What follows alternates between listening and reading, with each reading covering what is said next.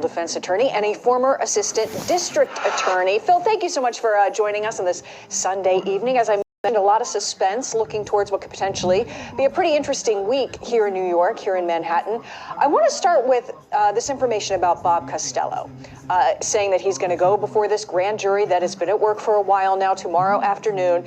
A source familiar with the proceedings also telling Fox News that Costello is being heard at the request of Trump's lawyers. Your thoughts on him going before that grand jury tomorrow?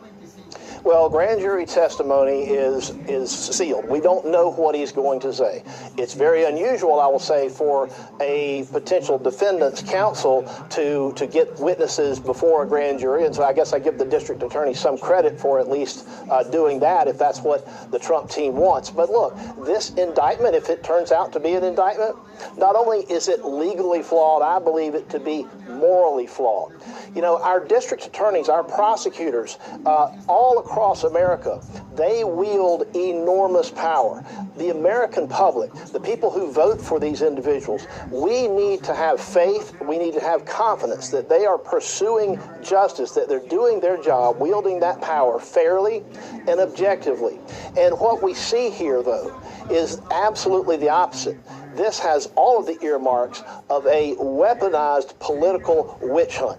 And if it is, that's going to undermine the validity of not only the office that Bragg holds, but it also impedes all of the other legitimate prosecutions that are going on. Look, New York and the rest of America is in the middle of a crime crisis. People are dying in the streets. Yet this man goes out of his way to find some old business records misdemeanor and try to supercharge it with this campaign finance allegation that the Federal Election Commission and the DOJ have looked at and said there's nothing there, and he's trying to weaponize that and make it into a felony. He's got problems. He's got credibility problems, but he's also got, I think, a statute of limitations problem. Well, that was kind of the question I had, is why timing out? Why now? Well, why now? Because this is the run-up to the 2024 presidential election, and Donald Trump, the former president of the United States, is in many polls the front runner for the Republican nomination. This bears all the earmarks of hyper-partisan politics, and it's wrong. Listen, all this stuff happened 7 years ago. If it was a crime, it could have been charged then, before the statute of limitations ran.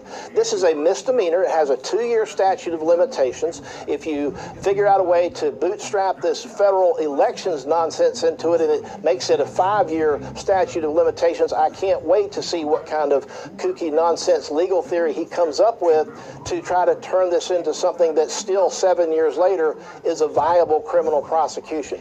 No matter what he comes up with, though, Trump is unfortunately, he's not in a good jurisdiction. He's not in friendly territory, and one wonders if Donald Trump can get a fair trial in New York with the judges there. Do you think a judge in New York wants to be the one to dismiss a case against Donald Trump, who's the pariah of the Democrats? And do you think that Donald Trump can get a fair jury if the case were to survive and go to trial? Those are the things that really, really trouble me, and that's why I say we've got to be very, very cautious in how we select prosecutors, because we need to make sure we find ones that wield their power responsibly. Well, I think you got to the heart of what a lot of people are raising concerns about, are the motivations of a lot of parties involved generally, broadly.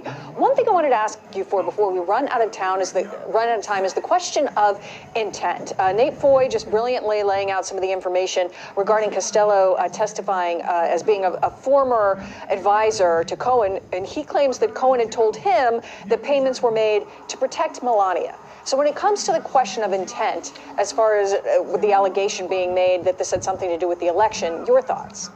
Yeah, you're not supposed to use campaign money basically to cover your dirty laundry up from being exposed in an election. But there's a lot of reasons why a celebrity might want to pay someone like Stormy Daniels some money. By the way, she has said publicly that there was no affair. But anyway, regardless, this was a non-disclosure agreement, and presumably this attorney knows that, and he knows that their motivation for paying somebody in a non-disclosure agreement, it's not hush money, by the way. This is a contract. It happens all the time. Presumably, this lawyer will know that Donald Trump was paying it to just make that whole thing go away. There's plenty of non-campaign reasons. Melania Trump, the fact that he's a married man just being one of them. He's got business interests also to protect. So, you know, as long as there's any doubt that this was something that was purely campaign related, it's a nothing burger. And that's why the Department of Justice and the FEC didn't touch it when they looked at it years ago. All right, criminal defense attorney Phil Holloway, thank you so much for giving us your take. We appreciate your time.